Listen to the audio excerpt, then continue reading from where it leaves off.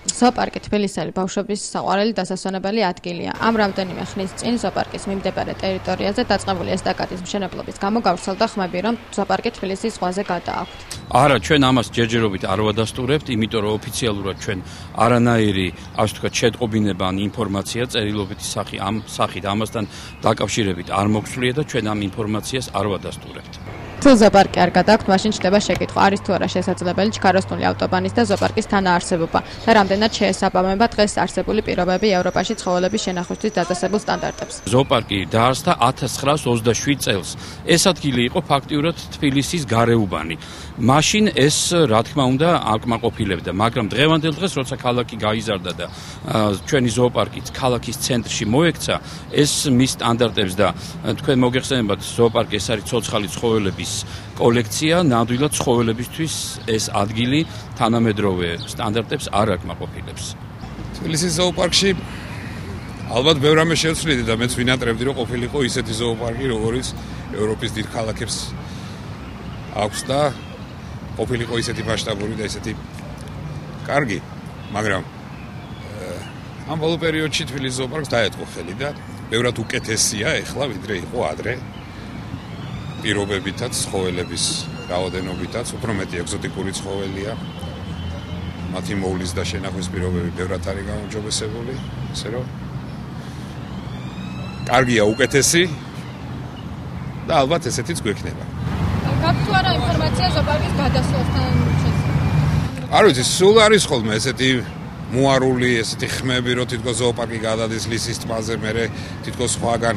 ჯერჯერობით ხედავ, რომ აქ არის. ისე ზოოპარკს უფრო მეტი გაშლილი და უკეთესი ტერიტორია ჭირდება, აქ მაინც შეზღუდულია, ხეობაშია მოქცეული, ქალაქის ისეთ ნაწილშია, რომ აქ განვითარების საშუალება ნაკლებია. რა შეცვლიდით დღეს ზოოპარკში? დღეს დღევანდელ პირობებში ზოოპარკში მე მგონი შესაძლებელი არაფერი არ არის, რაც თავარია, ყველაფერი კეთდება იმისთვის, რომ ჩვენმა ბავშვებმა გაიხარონ დაწყებული სისუფთავიდან დამთავრებული ცხოველების მოვლამდე ცხოველებს აქვთ არაჩვეულებრივი კვება, აი დღეში 3-ჯერადი, 4-ჯერადი კვება. ფარშავანგები არ მომეწონა მაგალითად. ძალიან გამხდრები არიან შედარებით. კუდები არ უარგად, კუდები მაგათ ძალიან ლამაზი უნდა გქონდეს, თუ კარგი ნაკვები არიან. ეგ მაგ კუდს რო გაშლის, ცარიელი ადგილი არ უნდა დარჩეს. 2009 წლის აგვისტოში ზოოპარკს ახალი ბინადარი შეემატა, თეთრი ლომის სახელად კლეოპატრა. ხვადი ლომის გალია ცარიელი დაგხვდა. კლეოპატრა ჩამოვიდა გასული წლის აგვისტოში. ჩვენ ვართ მერიის ბალანსზე მყოფი ორგანიზაცია, ჩვენ ვართ სახელმწიფო ორგანიზაცია და ამიტომ ჩვენ ხარჯებს ცხოველების ყიდვასთან დაკავშირებით სრულად აფინანსებს სახელმწიფო. ცარიელი იყო ბეჰემოტიც გალიაც, თუმცა მისი ბინადრების შესახებ ახსნა განმარტება ვერ მივიღეთ. რაღაცები შეიძლება გაკეთდეს, ბევრი რაღაცები. ამბობენ გადაეტანა სამისას, მართალია თუ თუ გადაიტანებენ არ იქნება ცუდი აზრი, ცოტა გარე ბუნებასთან ახლოს.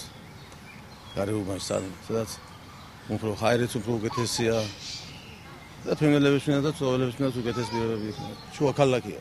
თუ გაქვთ ინფორმაცია ზოოპარკის გადატანასთან? კი, რასაკვირველია მაქვს ეგ ინფორმაცია, მაგრამ დღეს და ხვალე ეს საკითხი ალბათ არ გადაიჭრება, ეს ალბათ წლების მანძილი არის, რომ გადავიდეს. თუ მაგალითად როგორც გვპირდება, რომ ევროპულ სტილში იქნება ის ზოოპარკი, რასაკვირველია უკეთესი იქნება. რადგან ჯერ არც ერთი ოფიციალური კომენტარი არ გაკეთებულა იმ თემაზე, თუ რა პედიელის ზოოპარკს არის საფრთხე, რომ ქალაქმა ავტოსტრადა შეიძინოს და სამაგიეროდ ზოოპარკი დაკარგოს.